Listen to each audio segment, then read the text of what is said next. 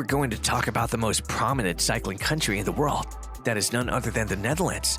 Do you know for a country which has 17 million people there living in it, there are more than 22 million bicycles?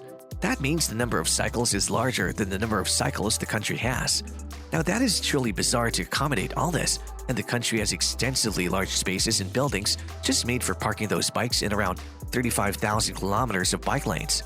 Before going to the video, make sure that you like this video and that you subscribe so that you don't miss out on our future videos. If you happen to visit the Netherlands, you'll see more bikes than people. They cannot think of their life without bikes. Why is cycling more popular in the Netherlands? It is because of the flat Dutch terrain that cycling has become popular. The infrastructure of the Netherlands is so built that for cyclists, there are more lanes for the cycle. Cycling is the more accessible and safer means to travel than by a car. They do not do it for convenience alone, but for fun also. Dutch people travel for about 900 kilometers per year. The most common use of the cycle is to go to school and work. Whether it is a sunny or rainy day, they prefer to travel by cycle. Even if they go for a dance, to a gym, or to visit someone, their travel mate is cycling. It is stunning to know that there are more bikes than the people there. The cycle lanes are significantly safer that they can travel along the cars. In the 17th century, people mostly traveled by car. It led to a point of accidents in which many lost their lives. So people began to protest for more cycle lanes. Their protest was heard in around 35,000 kilometers of bike lanes were built in the whole country. Cycling is an inexpensive, safer, and easier means to travel, so it became trendy in the Netherlands. No house is there in the Netherlands without having cycles. However, it is important to mind your etiquette while parking your bike. There are mainly three types of parking spaces that you would see in the Netherlands. Those are above ground with no cover, above ground under cover, and of course the underground. And most of these cycle spaces feature doors and ways where you can cycle up to your desired parking space. One of the most well-known underground parking is the one built under the Utrecht train station. This is one massive parking space that spans 3 stories in height and has a total parking space for 1,656 bicycles. This was built as a radical redevelopment in the area, focusing around the train station, and this new 3-story underground parking space was built with that in mind. This underground parking station is also the world's biggest underground bicycle parking system in the world, and it just goes to show how infrastructure is used to keep up with the ever-rising population of bicycles in the country. Let's find how safe is Netherlands for a person to travel by bicycle. The Netherlands has 3.8 road deaths per 100,000 inhabitants, whereas the United States of America has 12.4 road deaths per 100,000 inhabitants, which means 3 times that of the Dutch death count. So the Netherlands is the safest country for cyclists. The bike lanes are so constructed so as to enable cycling safe. The cycle lanes are so wide that cyclists can pass each other without colliding. It's very astonishing to note that bike lanes have their own traffic lights, roundabouts, and tunnels. Due to the explicit rules and separation from the lane, accidents are very rare. They strictly follow Dutch law. Using mobile phones while riding is prohibited. Another law is that they should have working lights in front and back at night. These rules, when followed, ensure the safety of all riders.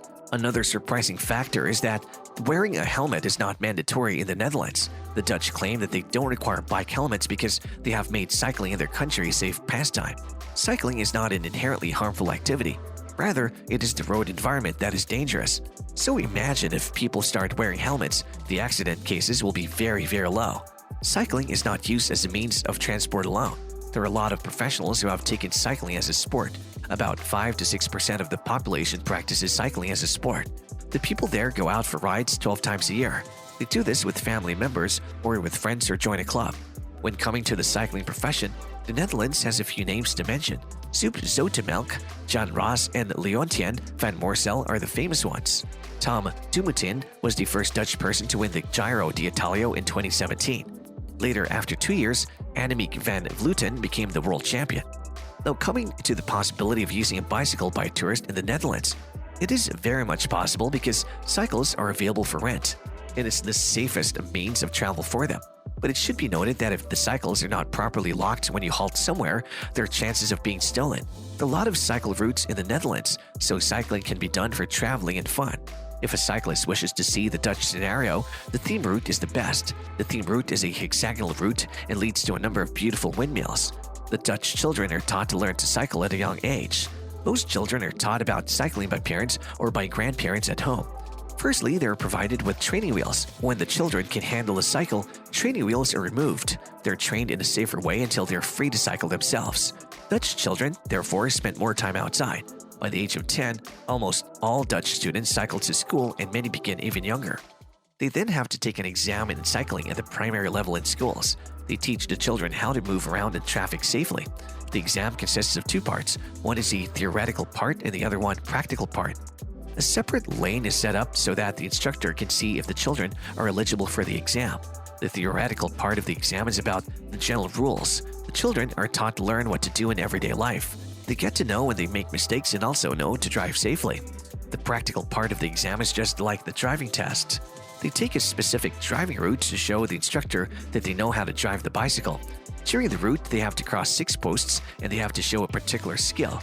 If a child crosses a red light or makes a serious mistake, he fails the exam. Netherlands is also the world's third largest exporter of bikes. The Netherlands produces and exports more bikes than any other country in Europe. A total worth of €793 million worth of exports was done in 2015.